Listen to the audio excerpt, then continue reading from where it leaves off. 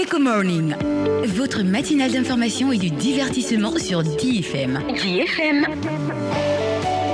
Eco Morning, c'est à Lolacité, Sport Eco, l'astuce du jour, La revue de presse économique, l'invité Eco l'invité éco. et le panier de la ménagère. Retrouvez Jojo et son équipe du lundi au vendredi entre 6h et 9h sur la 103.fm. La matinale de votre radio économique, c'est du fun, des fous rires, de la détente et surtout de la bonne humeur. Eco Morning, Eco Morning, let's start. let's start. L'IA permet une personnalisation des apprentissages. Bien sûr, l'IA permet une personnalisation des apprentissages en adaptant les contenus, le rythme et les exercices au niveau et aux besoins de chaque élève. Mais avec cette nouvelle technologie, il y a forcément des risques d'éthique que vous pouvez identifier. Et il va sans dire, l'utilisation de l'IA en éducation pose plusieurs risques éthiques, notamment atteinte à la vie privée à travers la collecte des données sensibles, le bias algorithmique, c'est-à-dire la discrimination involontaire, inégalité d'accès à travers la fracture numérique et dépendance technologique qui peut réduire le rôle humain de l'enseignant. À vous entendre parler, on peut se conforter en disant que l'IA peut automatiser ou alors transformer certaines missions. Il va sans dire. Oui, l'IA peut automatiser certaines missions éducatives, notamment la correction, suivi des élèves, création de contenu, et transformer le travail en facilitant la gestion administrative, l'analyse de données et le soutien individualisé aux apprenants. Mais est-ce qu'il y a une formation réelle qui est faite sur le terrain justement pour permettre à tout le monde de s'adapter à cette nouvelle technologie? Oui, nous avons, n'est-ce pas, le travail que nous faisons, c'est un travail, n'est-ce pas, de sensibilisation et, n'est-ce pas, comme on dit en anglais, we create awareness. Donc nous sommes en train, n'est-ce pas, de sensibiliser les gens pour que les gens, n'est-ce pas, ne soient pas des victimes, qu'ils soient plutôt des acteurs. C'est des acteurs de l'IA. Exactement. Alors, que pensez-vous des bonnes pratiques pour intégrer l'intelligence artificielle en éducation ou alors au travail?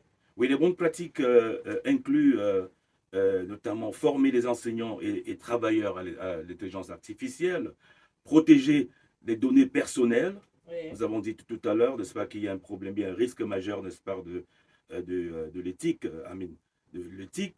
assurer l'équité d'accès aux outils et utiliser l'intelligence artificielle comme un complément, non un remplacement, n'est-ce pas, de l'humain.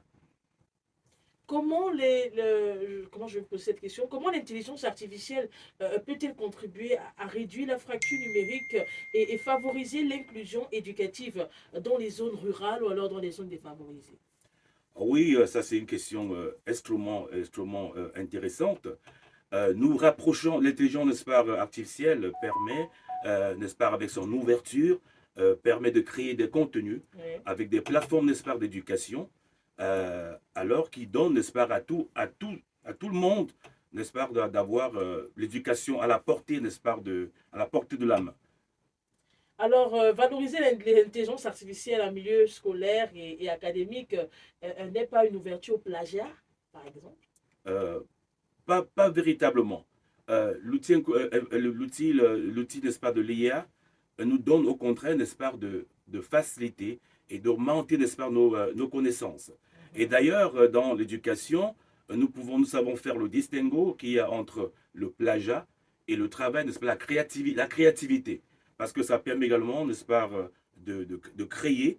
Et il n'est pas seulement question, n'est-ce pas, de plagier, de copier, de coller. Il est question également, n'est-ce pas, de réfléchir. Il est question, n'est-ce pas, d'interroger et de prendre la bonne décision. Et d'ailleurs, dans l'IA, tout n'est pas correct. Alors, il faut savoir, n'est-ce pas, avoir le sens, n'est-ce pas, du discernement. Et voilà, pour les prises de décision. C'est ce que, n'est-ce pas, nous essayons, n'est-ce pas, sur lesquels, des leviers sur lesquels nous essayons, n'est-ce pas, de sensibiliser, n'est-ce pas, les populations.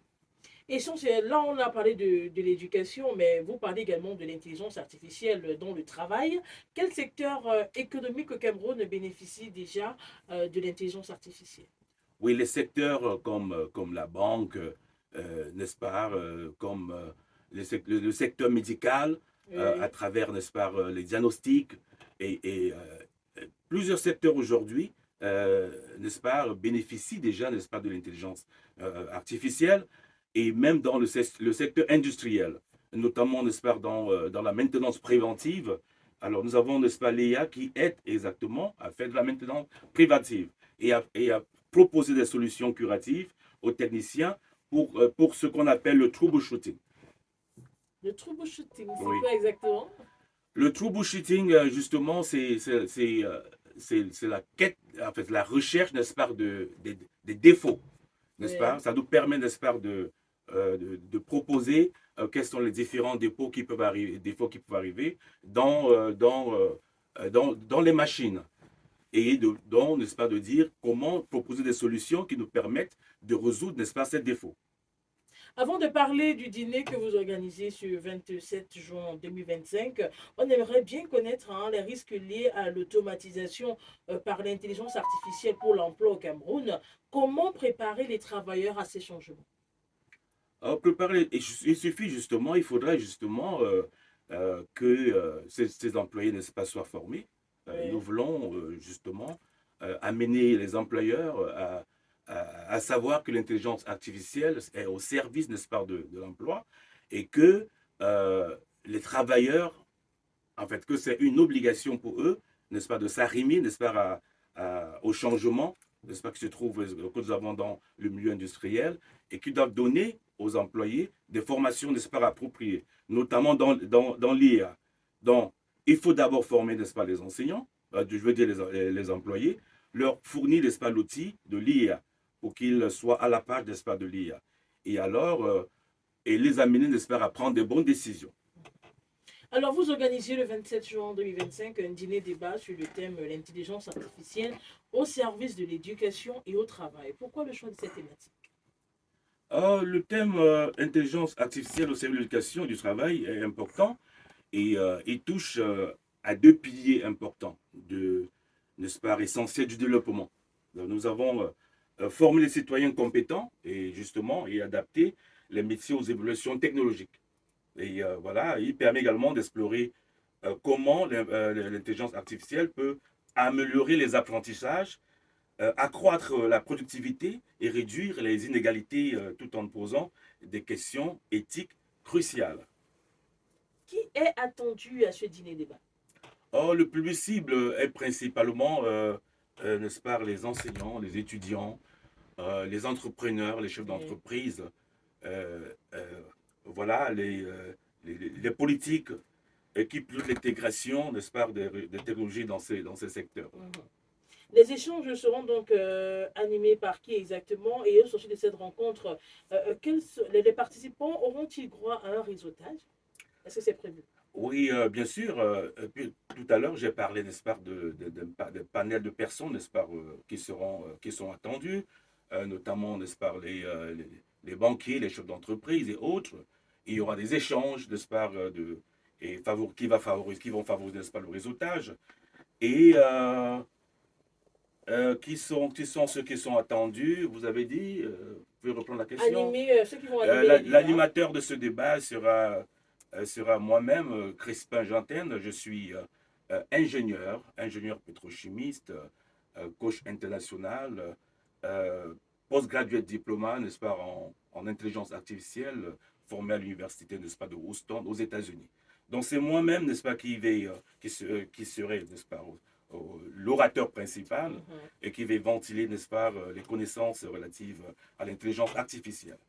Alors, le rendez-vous est donc pris pour le 27 juin 2025 pour ce dîner-débat qui aura lieu où exactement et à quelle heure? Exactement. Le rendez-vous est pris ce vendredi 27 juin à partir de 19h à la résidence JTC qui est située derrière la rue des Pavés, derrière Coiffe, Boulangerie Coiffe, rue des Pavés, l'immeuble résidence JTC.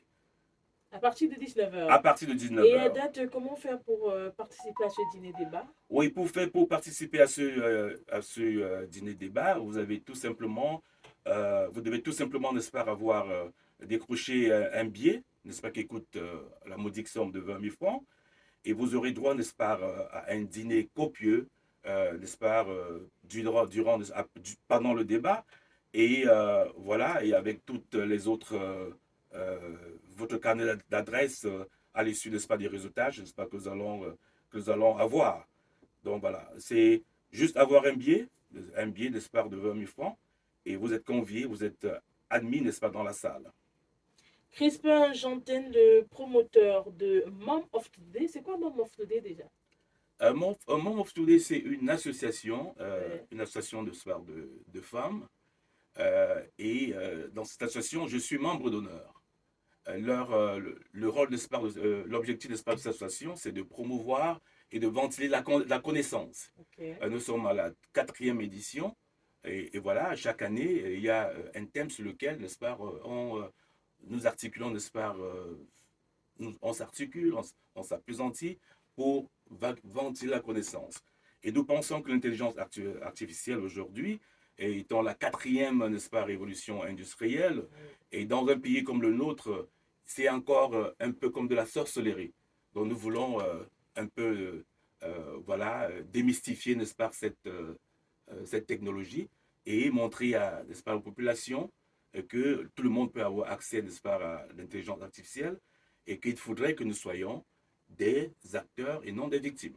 Rendez-vous donc le vendredi 27 juin 2025 à partir du 19h pour ce dîner débat sur le thème l'intelligence artificielle au service de l'éducation et au travail. Crispin Janten, merci d'être passé ce matin. Je vous souhaite une belle journée. Merci. Ah oui, bien évidemment, bien évidemment, donnez votre contact téléphonique pour vous avoir. Exactement. Alors pour nous avoir, vous pouvez tout simplement nous appeler au 691 14 77 51 ou bien, n'est-ce pas, au 694 57 20 11. On prend le mot téléphone, 694 694 57 20 11, 691 14 77 51. Et voilà qui est dit, Crispin, merci. Merci beaucoup. Eco Morning, votre matinale d'information et de divertissement sur DFM. Eco Morning, c'est à Lola Cité, Sport Eco, l'astuce du jour, La revue de presse économique, l'invité Eco l'invité éco, et le panier de la ménagère. Retrouvez Jojo et son équipe du lundi au vendredi entre 6h et 9h sur la 103.fm. La matinale de votre radio économique, c'est du fun, des fous rires, de la détente et surtout de la bonne humeur. Eco Morning, Eco Morning, let's start. let's start.